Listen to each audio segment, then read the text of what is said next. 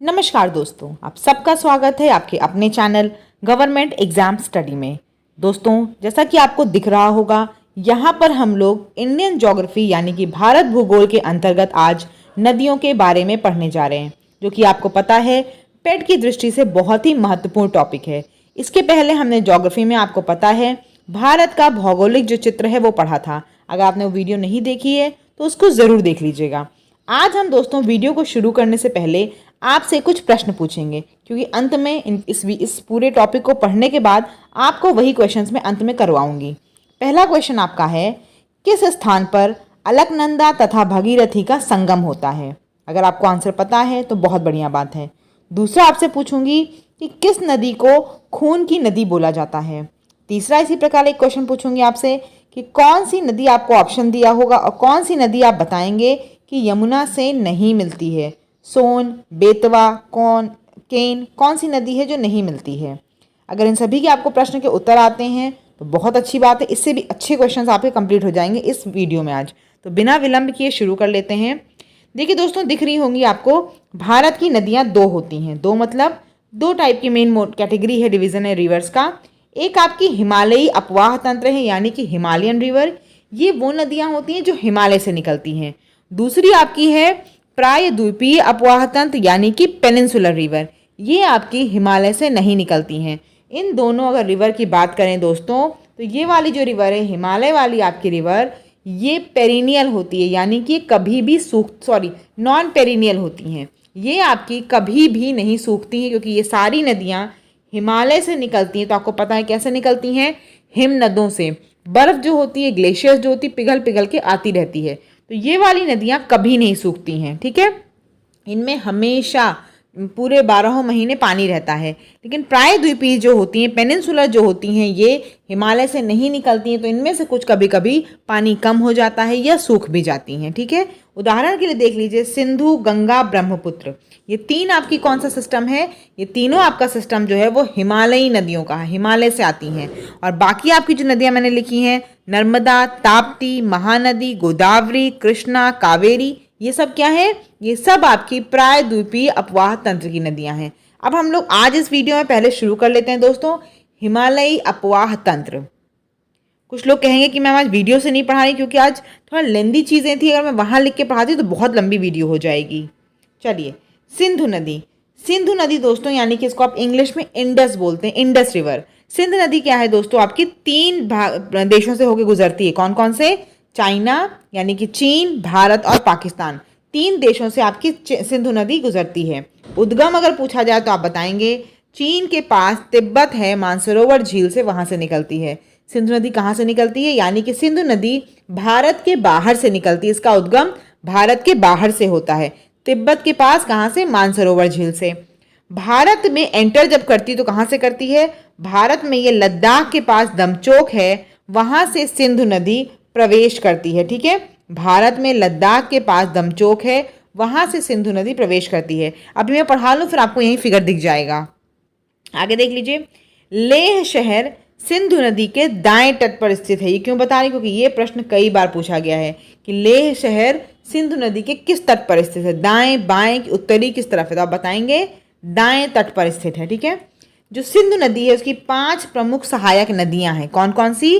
चेनाब, झेलम, रवि, व्यास और सतलज। कौन कौन सी नदियां हैं? 5 सहायक नदियां हैं, चेनाब, झेलम, रावी, व्यास और सतलज। हम बात कर लेते हैं एक एक करके इन सभी नदियों की। पहली जो आपकी नदी है वो कौन सी है? चेनाब नदी। चेनाब नदी दोस्तों जो आपकी सिंधु नदी है उसकी सबसे बड़ी सहायक नदी है, ठीक है। अगर आपसे प्रश्न पूछा जाए सबसे बड़ी सहायक नदी सिंधु की कौन सी है, तो आप बताएंगे चेनाब नदी। दोस्तों, सहायक नदी का मतलब क्या होता है? ये आपकी मान लीजिए बह रही है सिंधु नदी, इसमें क्या होगा, अलग अलग छोटी छोटी नदियां मिलती हैं, इन्हें हम क्या बोलते हैं? सहायक नदी। तो ये कौन कौन सी होंगी? चिनाब, रावी, सतलज, व्यास, ये सब क्या है? सहायक नदियां हैं, ठीक है। तो मैंने क्या बताया आपको? चिनाब नदी सबसे बड़ी सहायक नदी है। हिमाचल के पास ये एक लारा दर्रे से निकलती है। हिमाचल प्रदेश के पास लारा दर्रा है, वहां से चेनाब नदी का उद्गम होता है। चेनाब नदी जो है वो 2 नदियों से मिलकर बनी है। कौन कौन सी? चंद्रा और भागा, इसीलिए इसको चंद्रभागा के नाम से भी जाना जाता है, ये जान लीजिएगा। 2 नदियां हैं, कौन कौन सी? चंद्रा और भागा, और इसीलिए चेनाब नदी को चंद्रभागा के नाम से भी जाना जाता है। आगे देख लीजिए, चेनाब नदी जो है वो पाकिस्तान में जाकर सिंधु नदी से मिल जाती है। चेनाब नदी कहाँ जाकर? पाकिस्तान में जाकर सिंधु नदी से मिल जाती है। और सिंधु में मिलने से पहले झेलम, रावी, सतलज, व्यास इन सब से मिलती है। जैसे ये आपकी चेनाब है, ये पाकिस्तान में एंटर कर गई, लेकिन एंटर जब सिंधु नदी में करेगी उसके पहले ही झेलम, रावी, सतलज, व्यास इन सब से मिल जाएगी। ठीक है, आपको अब देखिए मैं इमेज दिखा रही हूँ। अब देखिए आपको स्क्रीन पे इमेज दिख रही है, इसको अच्छे से देख लीजिए कि कहाँ से क्या निकल रहा है। देखिए सिंधु नदी आपकी जो है वो पाकिस्तान में जाके चेनाब में मिल रही है। और आपको मैंने क्या बताया अभी कि जो भारत में है वो देखिए उसका क्या उद्गम स्थान है वो देख लीजिए आप। ये सब बहुत इंपॉर्टेंट, लद्दाख के पास देखिए दिख रहा होगा आपको दमचोक, उसके पास ये मिल रही है। ठीक है, वहीं से भारत में प्रवेश करती है। नेक्स्ट हम लोग देख लेते हैं झेलम नदी। झेलम नदी का उद्गम क्या है? कश्मीर में बैरी नाग के पास झेलम नदी का उद्गम होता है। रावी की अगर बात कर लें तो हिमाचल प्रदेश में रोहतांग दर्रे के पास रावी का प्रवेश होता है। कश्मीर तथा पंजाब से होते हुए ये भी क्या होती है? पाकिस्तान में चेनाब से मिलती है। ठीक है, कश्मीर तथा पंजाब से होते हुए। सतलज की बात कर लें तो सतलज कहाँ से इसका उद्गम होता है? सतलज का उद्गम भी सिंधु नदी में के पास ही होता है, यानी कि तिब्बत के पास मानसरोवर तील के पास एक राक्षस ताल से नाम फेमस है, वहां से होती है। ठीक है, उद्गम। तो इसका भी उद्गम कहाँ हुआ? भारत के बाहर। अभी तक आपने देखा दो नदियां आपकी भारत के बाहर की हैं, कौन कौन सी? सिंधु नदी मानसरोवर झील के पास और सतलज नदी आपकी मानसरोवर झील के पास। अब हम पढ़ लेंगे आखिरी नदी हमारी व्यास नदी। व्यास नदी दोस्तों कहाँ है? व्यास नदी आपकी हिमाचल प्रदेश के पास रोहतांग दर्रे से इसका उद्गम स्थान है। व्यास नदी का सबसे इंपॉर्टेंट चीज़ क्या है? ये पंजाब में हरिके बैराज के पास सतलज से मिल जाती है। ठीक है, कहाँ मिलती है? व्यास नदी पंजाब में हरिके बैराज के पास सतलज से मिल जाती है। और व्यास और सतलज नदी जो है दोस्तों, इसे क्या बोलते हैं? हरिके नदी बैराज के पास ये दोनों मिलती हैं और क्या बनाती हैं?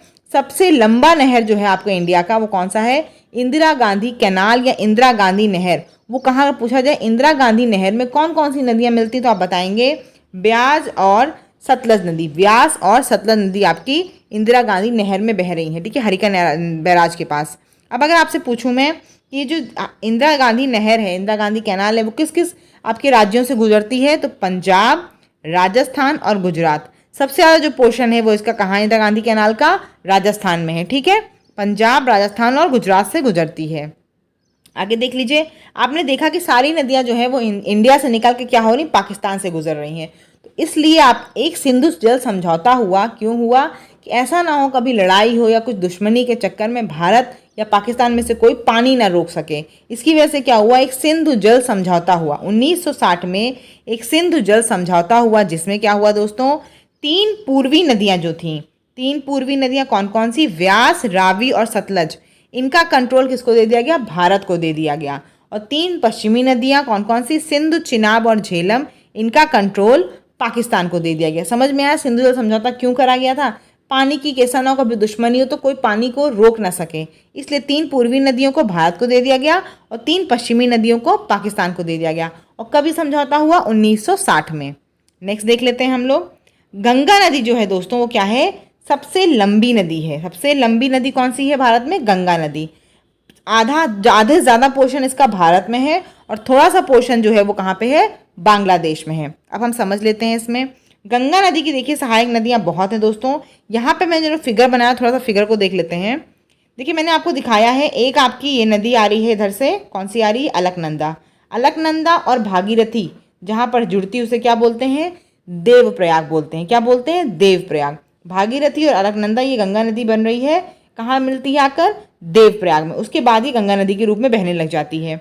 अलकनंदा की अगर बात करें तो इसकी दो सहायक नदी है। एक आपको दिख रहा है ये पिंडार नदी और एक आपकी मंदाकिनी नदी। जहाँ पे अलकनंदा पिंडार नदी से मिलता है उसे क्या बोलते हैं? कर्णप्रयाग। क्या बोलते हैं? कर्णप्रयाग। और जहाँ पे ये किससे मिलता है? मंदाकिनी से मिलती है अलकनंदा नदी, उसे क्या बोलते हैं? रुद्रप्रयाग।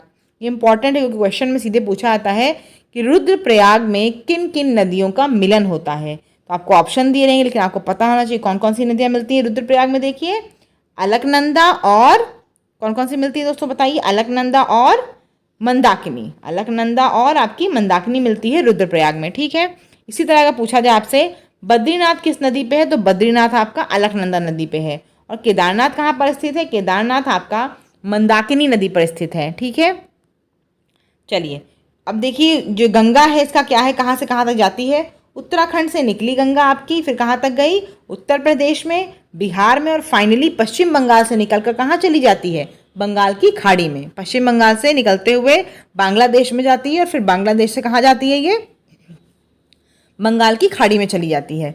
पश्चिम बंगाल में देखिए जो गंगा होती है ये दो डिस्ट्रीब्यूटरीज में कन्वर्ट हो जाती है। किसमें किसमें, एक हुगली में और एक आपकी भागीरथी में। गंगा की सहायक नदियां देखिए लिखी हुई हैं, सब कौन कौन सी हैं, यमुना, कोसी, सोन, गोमती, दामोदर, घाघरा, गंडक और रामगंगा। ये क्या है, गंगा की सहायक नदियां हैं। यानी कि भाई मैंने बताया गंगा जाएगी, इसमें घाघरा, गंडक, सोन, कोसी ये सब मिलेंगे, क्या होंगी, इसकी सहायक नदियां होंगी।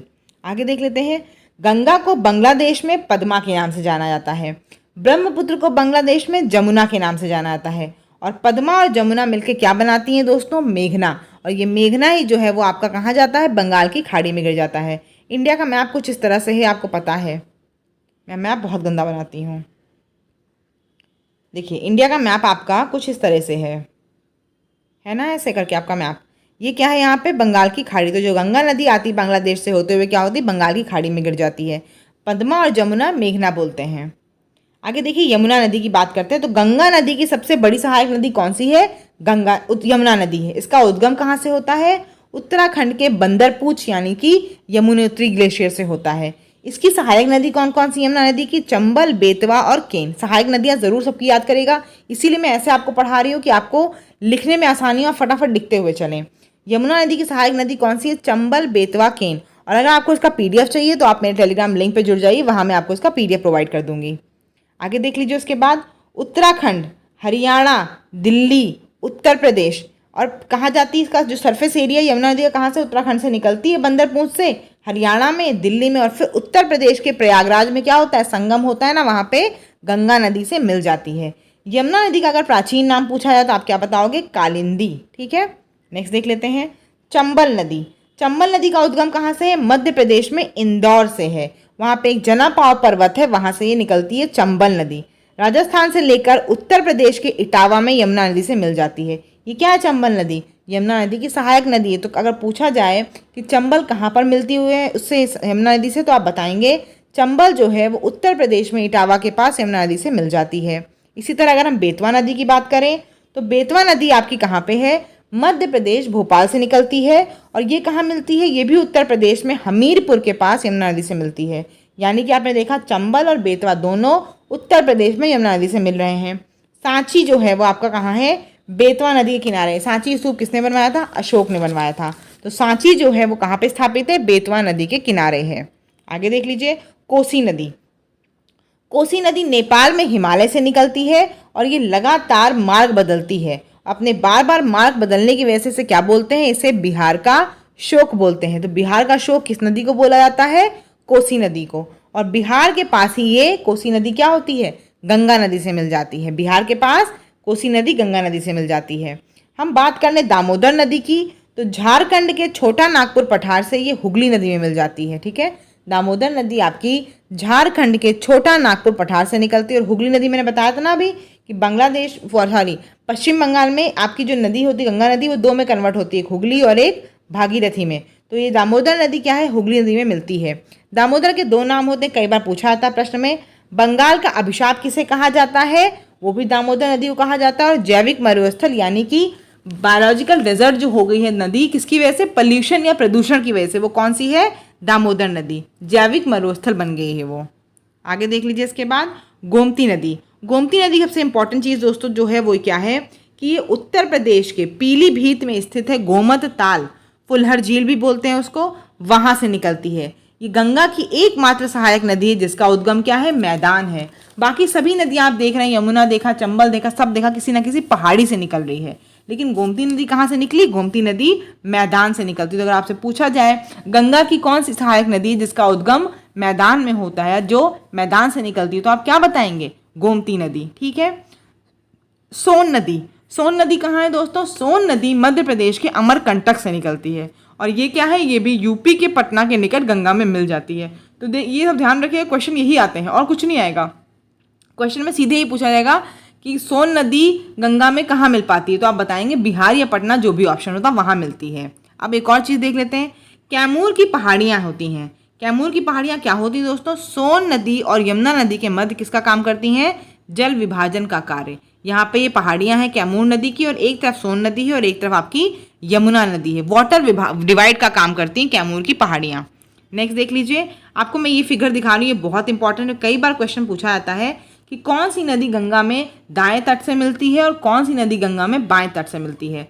तो दाएं तट से देख लीजिए 3 नदियां हैं, यमुना, सोन और टोन्स। और बाएं तट से कौन कौन सी हैं दोस्तों? आपकी बाएं तट से हैं आपकी गोमती, गंडक, घाघरा और कोसी। गोमती, गंडक, घाघरा और कोसी। ठीक है, आगे देख लीजिए, गंगा नदी के किनारे बसा सबसे बड़ा शहर कौन सा है? कानपुर है। ये प्रश्न बहुत बार आया है कि गंगा नदी के किनारे सबसे बड़ा शहर कौन सा है? कानपुर है। 2008 में गंगा को राष्ट्रीय नदी घोषित कर दिया गया। और अगर आपसे पूछा जाए कहाँ से कहाँ तक ट्रेवल करती गंगा, तो आप बताएंगे, पता ही आपको, उत्तराखंड से निकलेगी, उत्तर प्रदेश, बिहार और फाइनली पश्चिम बंगाल तक चली जाती है। उसके बाद बांग्लादेश से होकर वो अरब बंगाली खाड़ी में गिर जाती है। आगे देख लीजिए, ब्रह्मपुत्र नदी तंत्र, इसमें क्या है? ये भी कहाँ से निकल रही है? तिब्बत के पास मानसरोवर से, यानी कि ब्रह्मपुत्र भी जो है वो भारत के बाहर से ही निकल रही है। अब देख लीजिए, मानसरोवर से निकलने वाली 3 नदियां हो गई, कौन कौन सी? सिंधु, सतलज और ब्रह्मपुत्र। 3 नदियां। ये प्रश्न बहुत बार आया है कि कौन कौन सी नदियों का उद्गम स्थान मानसरोवर है? सिंधु, सतलज, ब्रह्मपुत्र का कहाँ है? मानसरोवर है। तिब्बत में ब्रह्मपुत्र क्या बोलते हैं? तिब्बत में ब्रह्मपुत्र को यरलुंग जंगबो या फिर सांगपो बोलते हैं।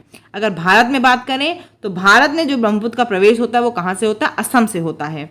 अरुणाचल प्रदेश में ब्रह्मपुत्र को क्या बोलते हैं? दिहांग बोलते हैं। और बांग्लादेश में क्या बोलते हैं ब्रह्मपुत्र को? जमुना। ठीक है, विश्व का सबसे बड़ा नदी डेल्टा कौन बनाता है दोस्तों? ब्रह्मपुत्र बनाता है। उसको क्या बोलते हैं? सुंदरवन डेल्टा। सबसे बड़ा नदी डेल्टा कहाँ बनता है दोस्तों? बंगाल की खाड़ी में ब्रह्मपुत्र नदी द्वारा बनाया जाता है, और क्या बोलते हैं? सुंदरवन डेल्टा। यहाँ पर सबसे ज़्यादा आपको पता होगा मैनग्रोव्स वन पाए जाते हैं, मैनग्रोव वन। ब्रह्मपुत्र की सहायक नदी कौन कौन सी? इनके सबके नाम याद कर लीजिए क्योंकि बहुत इंपॉर्टेंट है, किसी को भी पूछ सकते हैं। सहायक नदी कौन कौन सी है? तीस्ता, सुबनसिरी, कामेंग, मानस, दिबांग, लोहित, बराक, कपिली। ये सारी क्या है? ब्रह्मपुत्र की सहायक नदियाँ। तीस्ता का उद्गम कहाँ से होता है दोस्तों? सिक्किम से होता है। लोहित नदी को खून की नदी बोला जाता है। बराक नदी अरुणाचल प्रदेश में प्रवेश नहीं करती। प्रश्न आता है कौन सी नदी है जो अरुणाचल प्रदेश में प्रवेश नहीं करती है? तो कौन सी है? बराक नदी। मांजुली द्वीप कौन सा है दोस्तों? मांजुली द्वीप क्या है? सबसे बड़ा नदी द्वीप है, या फिर रिवरिन आइलैंड इसे बोलते हैं। कहाँ पर है? असम में है। ब्रह्मपुत्र नदी द्वारा बनाया जाता है। अब हम आपसे कुछ क्वेश्चंस पूछेंगे और उसके आंसर करते हैं।